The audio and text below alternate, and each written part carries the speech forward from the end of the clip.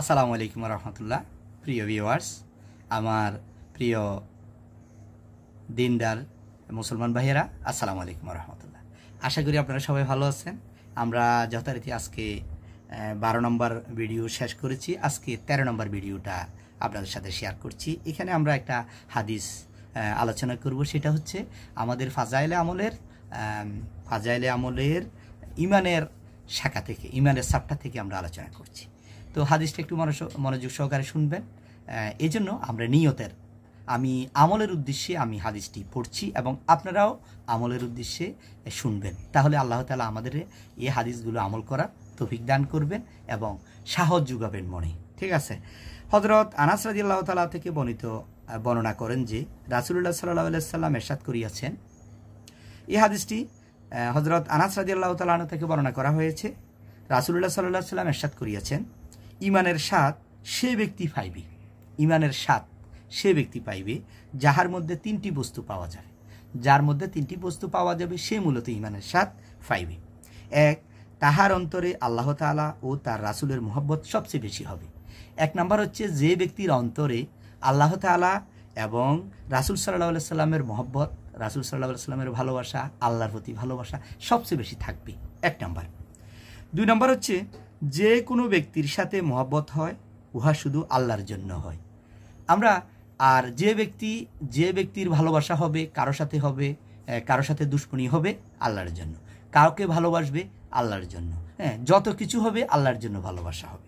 দুই নম্বর হচ্ছে যে কোনো ব্যক্তির সাথে, যে কোনো কারোর সাথে বন্ধুত্ব হবে, ভালোবাসা হবে, মহব্বত হবে, সেটা কার জন্য হবে? আল্লাহর জন্য হবে। আমি আমার ওই ভাইকে ভালোবাসি, আল্লাহর জন্য ভালোবাসি, কারণ সে 5 ওয়াক্ত নামাজ পড়ে, সে দিনদার, সে মুমিন, সে ভালো কাজ করে, সুন্দর কাজ করে, এই জন্য আমি তাকে ভালোবাসি। আমি আমার ওই ভাইকে আমি ভালোবাসি না, ওই ভাইকে আমি ঘৃণা করি, কারণ সে 5 ওয়াক্ত নামাজ পড়ে না, সে বিভিন্ন অপকর্ম করে, সমাজের ভিতরে বিশৃঙ্খলা সৃষ্টি করে, মানুষের ক্ষতি করে, মানুষের প্রতি জুলুম করে, এই জন্য আমি তাকে দেখতে পারি না, তাকে আমি ভালোবাসি না। এটা কার জন্য? আল্লাহর জন্য, যেহেতু আল্লাহ তাআলা এটা নিষেধ করেছেন। তারপরে হচ্ছে 3 নম্বর হচ্ছে ইমানের পরে কুফুরের দিকে ফিরিয়া যাওয়া তাহার নিকট এরূপ ঘৃণিত কষ্টদায়ক হয় যেরূপ আগুনে নিক্ষেপ করিলে হয়। 3 নম্বর হচ্ছে যে ব্যক্তি কুফুর থেকে বাঁচিয়া থাকে, সব সময় আল্লাহর সাথে কখনো কাউকে সমকক্ষ করে না, ঠিক আছে, আল্লাহর কখনো বিরোধিতা করে না। আল্লাহ যে আছে এক, আল্লাহ ছাড়া কোনো মাবুদ নাই। আমরা যে কলমা পড়েছি লা ইলাহা ইল্লাল্লাহু মুহাম্মাদুর রাসূলুল্লাহ, আল্লাহ এক, আল্লাহ ছাড়া কোনো মাবুদ নাই। রাসূলুল্লাহ সাল্লাল্লাহু আলাইহি সাল্লাম আল্লাহর প্রেরিত রাসূল। ঠিক আছে। এটা আল্লাহর সাথে কাউকে সমকক্ষ না করা, কুফুরি না করা। যেরকম আগুনে নিক্ষেপ করলে যেরকম কষ্ট হবে সেরকম কষ্ট অনুভব করা। ঠিক আছে। কুফুর থেকে যাতে সবসময় বাঁচিয়ে থাকা যায়। এ 3টা কাজ যার মধ্যে আছে, এ 3টা কাজ যে ব্যক্তি করবে সে আল্লাহ তাআলার একজন খাঁটি মুমিন এবং সে ইমানের স্বাদ পেয়েছে। এটা কে বলেছেন? আমাদের প্রিয় নবী সাল্লাল্লাহু আলাইহি সাল্লাম বলেছেন। আমাদের প্রিয় নবী হযরত মুহাম্মদ মুস্তাফা সাল্লাল্লাহু আলাইহি সাল্লাম এই কথাটি বলেছেন। এর 3টি কাজ যে করিবে, যার ভিতরে 3টি কাজ আছে, সে আল্লাহর একজন প্রকৃত মুমিন এবং ইমানদার লোক, এবং সে ইমানের স্বাদটা পেয়েছে। আমার প্রিয় বন্ধুরা, প্রিয় ভিউয়ার্স, প্রিয় মুসলমান ভাইয়েরা, এই হাদিসটি এসেছে বুখারী শরীফে আসছে এই হাদিসটি। তো ঠিক আছে, আজকে আমরা 13 নম্বর হাদিসটি আলোচনা করেছি।